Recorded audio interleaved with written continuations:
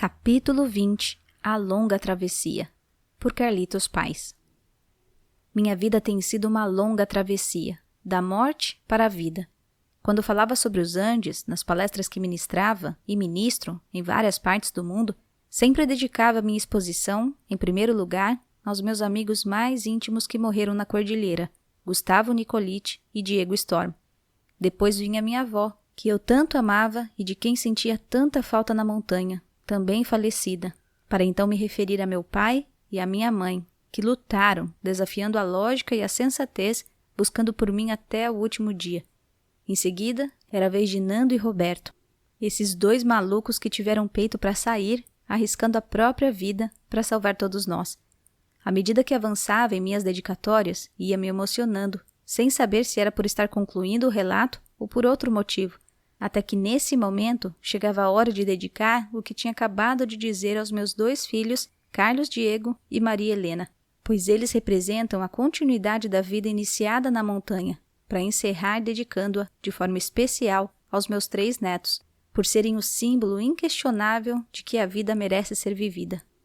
Mas um dia me dei conta de que, inconscientemente, essa ordem em que eu fazia os meus agradecimentos constituía uma progressão perfeita, uma longa travessia da morte para a vida, de como esta provinha daquela e de como aquela começava em 1972.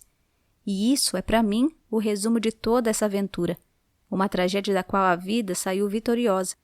Sinto que renasci nos Andes.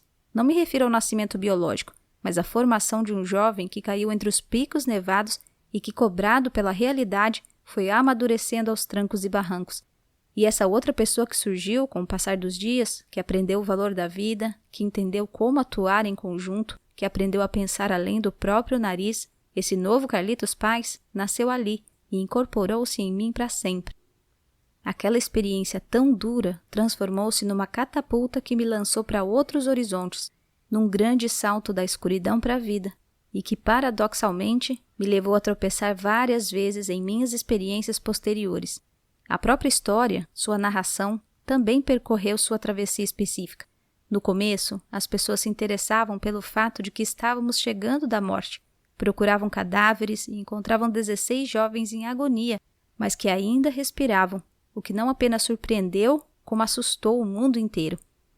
Esses fantasmas que chegavam do além foram rapidamente esquecidos, e o que passou a importar foi a antropofagia, uma situação tão estranha que mais uma vez os assustou, pois era difícil admitir o fato de que, em meio ao vazio absoluto, aqueles moribundos fedorentos tiveram tido despudor de se alimentar dos corpos de seus amigos mortos. Mas com o tempo, deixou de se pensar tanto na antropofagia que passou a ser um ingrediente suplementar da história, e a aventura pela qual tínhamos passado nos permitiu falar de outras coisas. Por isso, nas palestras que ministro, antes de abrir o tempo para as perguntas dos participantes, para anular os medos e as possíveis falsidades, digo: vou responder primeiro ao que muitos de vocês querem perguntar, mas talvez não se atrevam, porque não encontram as palavras certas, ou por um pudor muito civilizado, ou um decoro muito humano. Que sabor, que gosto tem a carne humana? Pois lamento decepcioná-los, mas não tem gosto de nada. Como já adianto isso logo de cara, creio que liberto suas almas, espanto os preconceitos e permito que abram a mente, se assim o desejarem, para não se sentirem encurralados, nem se acovardarem e consigam formular outras inquietações. Já me perguntei infinitas vezes qual é a característica mais recorrente da situação limite que me coube viver na montanha, e sempre chego à mesma conclusão: o imprevisto. Nada do que aconteceu estava nos planos de ninguém. Como tudo estava alterado, também minha frágil personalidade se deslocou. Aquele jovenzinho mimado, de 18 anos, filho de pais divorciados, com clara tendência para se tornar dependente, hipocondríaco crônico, foi posto literalmente de cabeça para baixo. Era verossímil, na ocasião, imaginar que aquele rapaz cheio de dúvidas e temores pudesse sobreviver? No entanto, nos Andes, nunca me preocupei com as doenças, nem com as dúvidas, nem com a morte. Todos os assuntos que na planície me tiravam o sono desapareceram nas alturas. Tive momentos de depressão, em várias ocasiões cheguei a pensar que nunca sairíamos do caixão de neve onde estávamos, mas continuei lutando, pois sempre mantive viva alguma esperança. O jovenzinho assustado, do início, começou a desaparecer lentamente. A cada dia que se passava, eu cresci 1 ano. A cada minuto, 1 dia. Em contrapartida, tinha de trabalhar nas tarefas fixas que eu mesma havia escolhido. Tapar o rombo da fuselagem todas as noites, cuidar da ferida que Coach Ciart tinha na perna e me encarregar da câmara da bola de rugby que usávamos para urinar durante a noite. Era uma tarefa incômoda, pois quando finalmente conseguia cair naquele sono sempre fugídio e intermitente, alguém me chamava para lhe passar a bola. Eu a entregava, esperava que urinasse e depois tinha de esvaziá-la fora do avião, por um orifício que eu deixava no rombo de trás. Depois que me cansei dessa tarefa, decidi negociá-la. Às vezes, como forma de compensação, exigi um cigarro extra ou um lugar melhor para dormir. Uma noite aconteceu uma coisa inesperada. Adolf Straut pediu que eu lhe passasse a câmera da bola, ali perto das 3 da madrugada, e como não tinha nenhum cigarro para me dar, e o seu lugar era pior do que o meu, ele me olhou muito seriamente e disse que, em troca, me daria a lua. A proposta me atraiu, embora não soubesse em que consistia. Passei-lhe a bola, esvaziei o conteúdo do lado de fora, resfriando o corpo que com tanta dificuldade havia aquecido dentro da fuselagem, e me aproximei de Adolfo para que ele me desse a lua. Ele pegou um espelhinho de mulher que guardava entre os pullovers, arrumou-o numa posição que eu já conhecia, e ali se refletiu, através da janela oval do avião, uma lua cheia, redonda e enorme, a mais bela imagem que guardo comigo da cordilheira. Aquela lua trêmula no espelhinho que Adolfo segurava. Fiquei observando a lua, pasmo, durante mais de 1 minuto, de cócoras. Adolfo sorria de modo contido, como costumava fazer, num gesto paternal, embora tivesse apenas 24 anos. Quando me cansei da posição em que estava, voltei para o lugar onde dormia, mas fiquei com a imagem gravada em minhas pupilas. Eu tinha crescido tanto nos Andes que meus amigos me presenteavam com a lua. Eles sabiam que a lua era o único meio de comunicação que eu tinha com a minha família. Olhava para ela e sabia que meus pais também a estavam observando. E com efeito, quando voltei para a civilização, minha mãe me confidenciou que fazia a mesma coisa que eu, porque sabia que aquilo era a única coisa que nós dois podíamos avistar ao mesmo tempo. Meu pai, por sua vez, que continuou sua busca por mim todos os dias, sem descanso, às vezes me procurava de noite, guiado pela luz da lua nas montanhas, como um cego tateando no escuro, orientando-se por mensagens que eu enviava para o seu coração. Por isso escreveu um livro chamado Entre mi hijo y yo, la luna. Depois da avalanche tão dolorosa, continuei trabalhando e, nesse esforço, continuei crescendo. Como só havia um par de peças de metal e de plástico em forma de pá para retirar a neve de trás, onde ficava o rombo da fuselagem soterrada, fui um dos que mais escavaram, porque percebia que, por meio do trabalho, eu me aproximava mais do grupo, e com eles me aproximava mais da vida.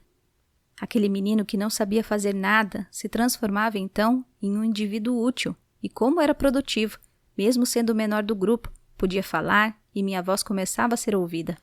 Mas da mesma forma que você lentamente se tornava valioso, ganhando a confiança dos outros com seu esforço, tudo podia desmoronar com uma atitude inapropriada.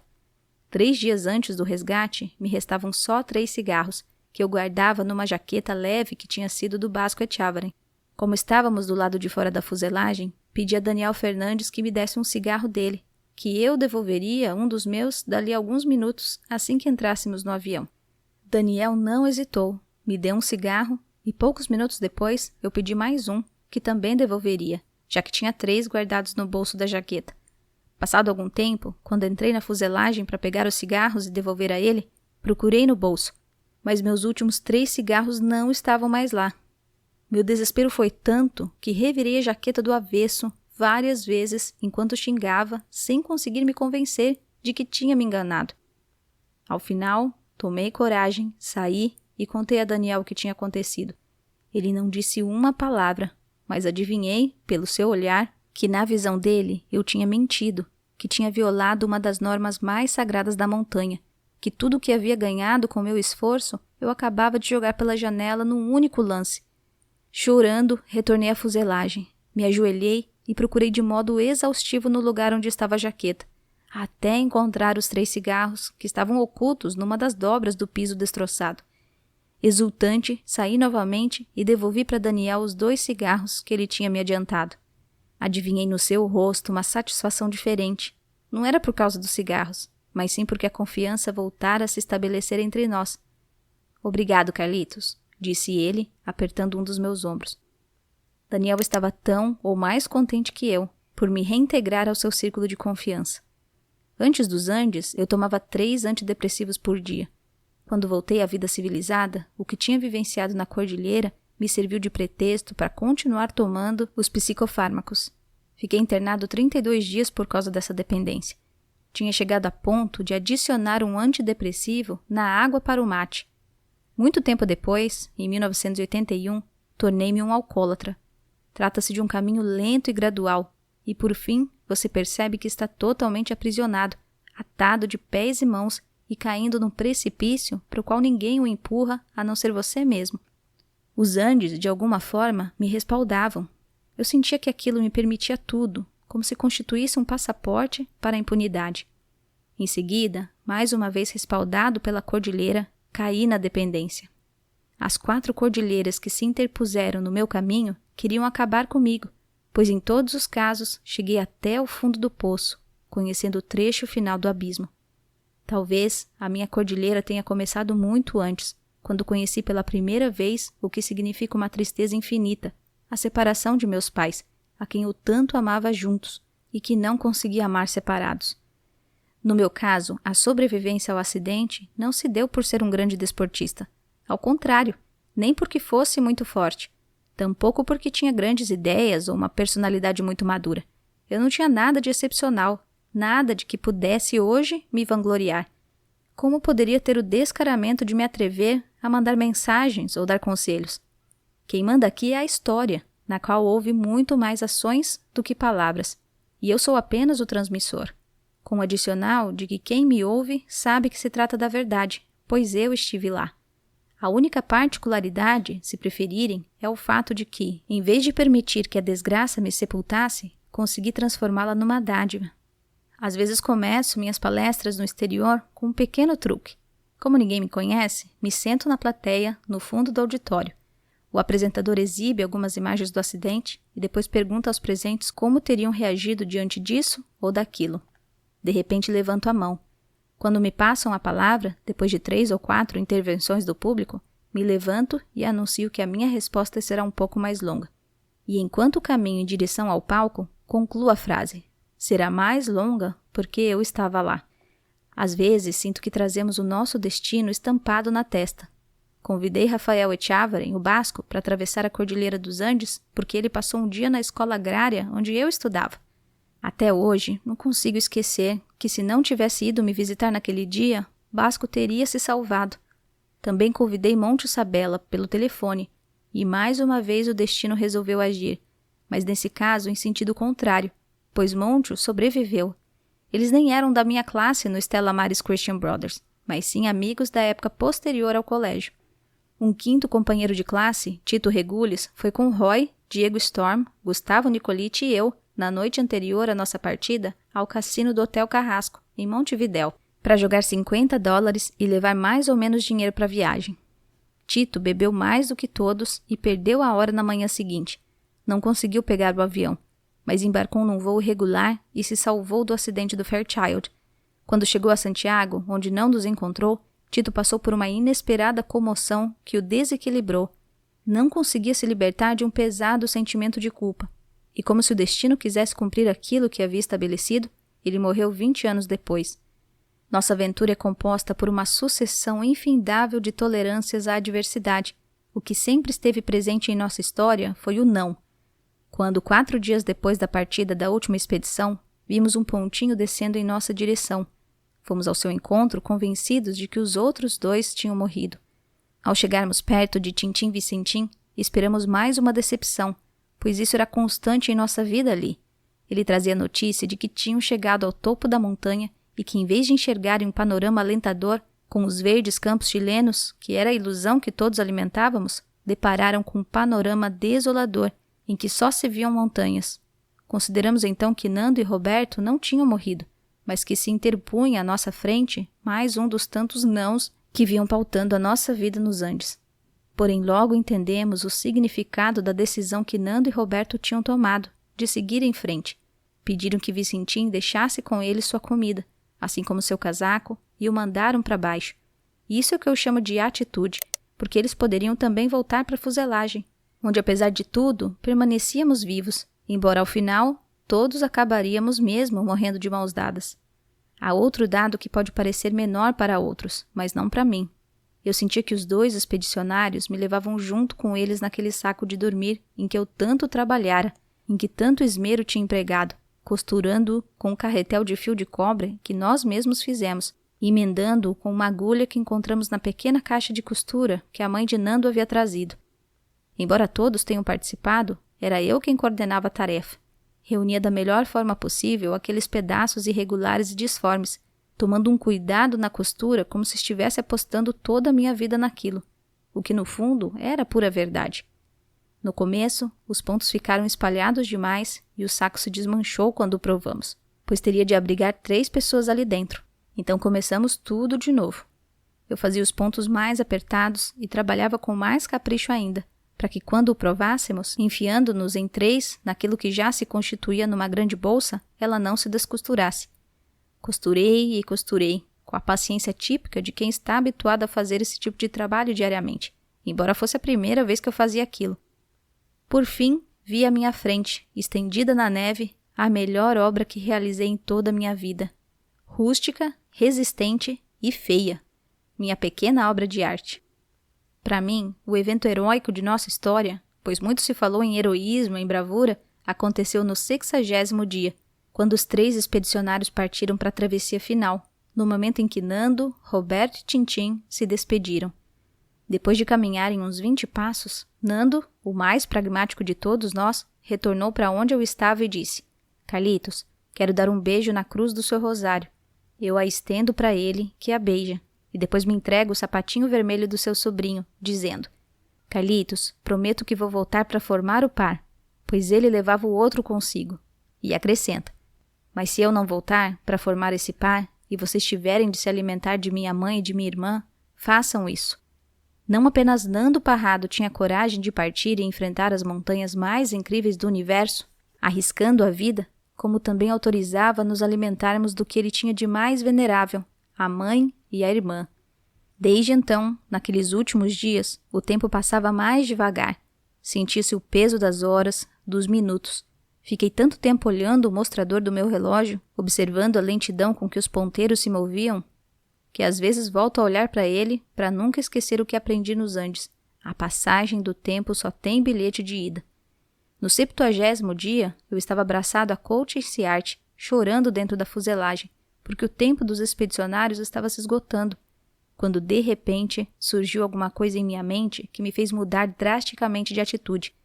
Tive premonição de que Nando e Roberto tinham conseguido contatar a vida, mas não quis comentar com ninguém para não acrescentar mais uma decepção às tantas que nos faziam desmoronar todos os dias. De repente, Daniel Fernandes fala da mesma ideia, comentando que teve uma premonição, e então eu contei da minha, e naquela última noite descansamos embalados por essa esperança tão frágil. Na madrugada seguinte, Daniel e Eduardo ouvem no rádio, primeiro uma notícia imprecisa, de que tinham aparecido sobreviventes, mas como não se informavam os nomes e não se sabia de onde eram, eles ficaram no ar, apegando-se àquela frase solta, e quando nos informaram sobre isso, começamos a procurar estações, até que pouco tempo depois, todas as rádios falavam a mesma coisa. Palavras não são capazes de reconstituir a forma como nos abraçamos, como choramos, como gritamos quando disseram que o próprio Parrado orientaria os helicópteros para nos buscar após um percurso labiríntico pela cordilheira. Só sei que quando conto isso, minha pele fica toda arrepiada de novo. Naquele momento eu fiz 3 coisas. A primeira foi pentear o cabelo, e fiz isso com gomalina, que foi a única coisa que não ingerimos porque podia ser venenosa. A segunda foi me barbear, porque meu pai sempre dizia que fazer a barba era como se afastar das preocupações do dia anterior. Como não havia sabonete, mas apenas uma gilete usada, acabei fazendo vários cortes que sangravam e me deixaram o rosto inchado, porém consegui. A terceira coisa foi fazer a mala. A minha era uma calça jeans com 2 nós nas pernas. Dentro, eu guardava alguns trapos mal cheirosos e 3 cintos de segurança que iria instalar num Fiat 850 que minha mãe tinha em Montevidéu. Não peguei nenhum equipamento sofisticado, nenhuma peça complexa do avião. Levei o mais simples que havia, porque o que eu mais queria era a coisa mais simples da vida, voltar para casa. E o que eu encontrei de mais parecido com o lar foram aqueles cintos para o carro da minha mãe, que ficava sempre estacionado na frente de casa e que eu via todas as manhãs da janela do meu quarto. Horas depois, vemos os helicópteros aparecendo no vale. Consigo distinguir a figura de Nando fazendo sinais com as mãos, pois queria me informar que meu pai estava por trás de toda a história desde o primeiro instante até o final. Voamos para Los Maitenes e depois para São Fernando. Quando descemos do helicóptero, haviam 50 militares em formação fazendo continência. Distingui ao fundo a figura do meu pai, que estava sendo barrado pelos oficiais porque queria sair correndo ao meu encontro e podia ser despedaçado pelas hélices do helicóptero. Porém, antes de chegar até meu pai, eu abracei todos os militares que continuavam em formação, rígidos, mas quando os abraçava, um por um, eles começavam a chorar, sem deixar de fazer continência, soltando lágrimas, coitados, tremendo como folhas ao contato do meu corpo. Pouco depois ficamos sabendo que todo o povo de São Fernando estava nas ruas e queria nos tocar como se fôssemos santos milagrosos. Uma mulher queria que eu benzesse o filho doente para curá-lo. As pessoas nos endeusavam, acreditavam que éramos apóstolos vindos do alto da montanha, e eu não sabia muito bem o que nós éramos, e por isso eu toquei no menino doente como ela me pedia. Passado algum tempo, chegou minha mãe, que me abraçou com o corpo todo tremendo. Depois de horas de conversa, em que me contava com detalhes tudo o que havia acontecido em Montevidéu durante a nossa ausência, como tinham nos procurado, o caso do vidente, do serviço aéreo de resgate, ela acrescentou, em tom dramático, que nossa cachorrinha Chihuahua tinha morrido. E eu pensei comigo mesmo, como são estranhas coisas. Eu perdi 29 pessoas e ela vem e me conta do seu sofrimento por causa de um cachorro. O que me levou a compreender que prazer e dor são relativos e subjetivos, que não existe um dorímetro, nem um angustiômetro para medir o sofrimento. A chegada a Montevidéu foi ambígua. Eu estava maravilhado por reencontrar os familiares e os amigos, minha cama, minha cidade, mas ao mesmo tempo me sentia obrigado a me comportar de modo artificial, fazendo gestos que se esperavam fossem feitos por parte de alguém que retorna de uma tragédia como aquela, especialmente diante dos familiares dos mortos. Tinha de ponderar minhas palavras, conter minha alegria. Não podia dizer a primeira coisa que me viesse à cabeça. De repente, estava rindo e extravasando aos berros a minha felicidade por voltar para casa, e ao meu lado havia a mãe de um companheiro que ficara soterrado na neve. Ela não tinha superado, nem superaria jamais tudo aquilo, e eu havia passado por aquele duelo rude e violento porque todos passamos na cordilheira. Como tudo o que tinha acontecido, a aterrissagem também foi difícil. Quando você tem 19 anos recém-completados, como eu na ocasião, não é fácil lidar com toda essa fama repentina, e como eu a considerava, imerecida.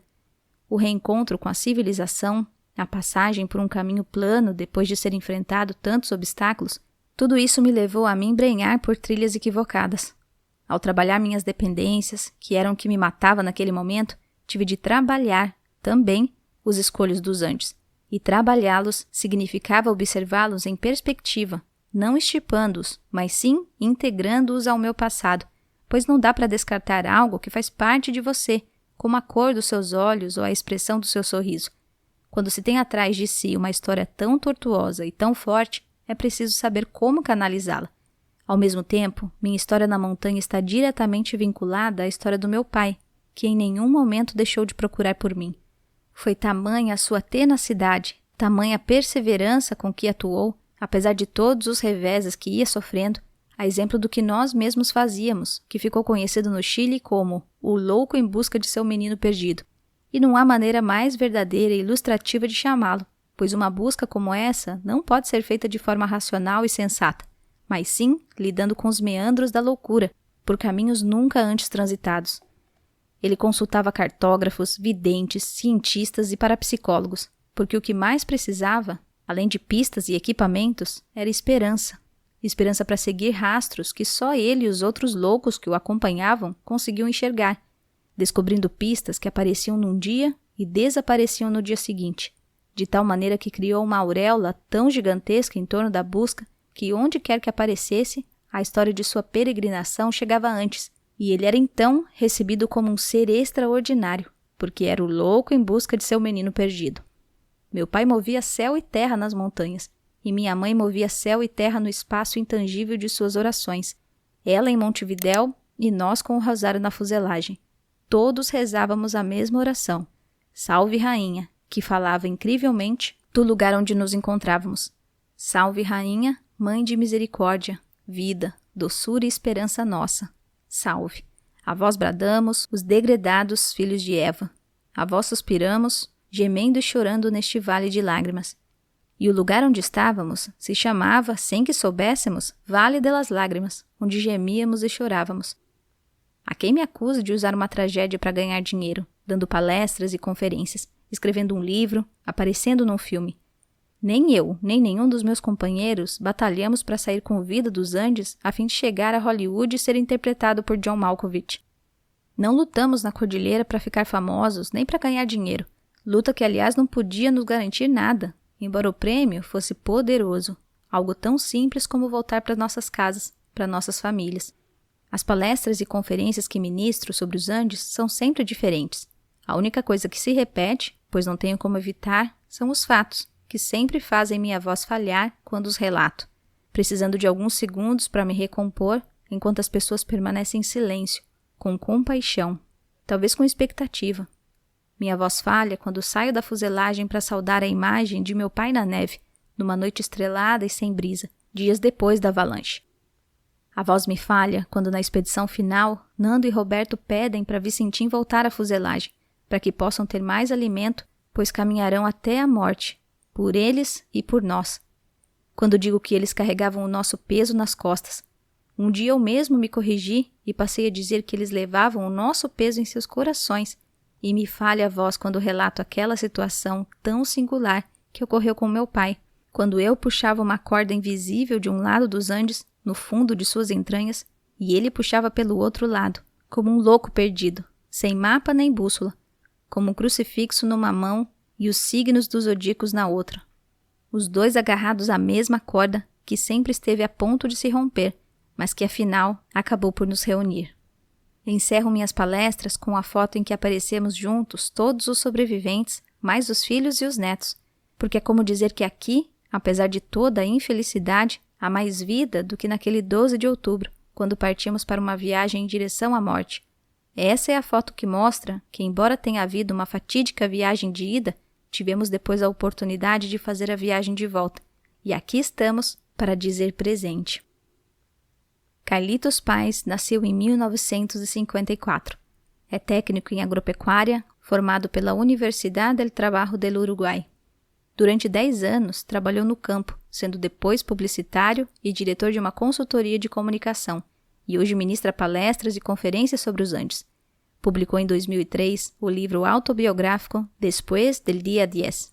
Tem 2 filhos e 3 netos. É alegre e engraçado. Não parece se inibir diante de nada nem de ninguém. Não importa com o que digam ou pensem sobre ele. Se for bom, será bem-vindo. Se não for, azar. O que interessa para ele é que lhe falem com o coração. Em alguns momentos, parece querer provocar um interlocutor ou quem o escuta. Mas não se trata de provocação, já que não traz em si um pingo de rancor. Por isso inspira confiança, a mesma que inspirou em seus companheiros de tragédia na montanha, pois ele sabe que, embora tenha se estatelado contra a vida, aquele avião não conseguiu interrompê-la.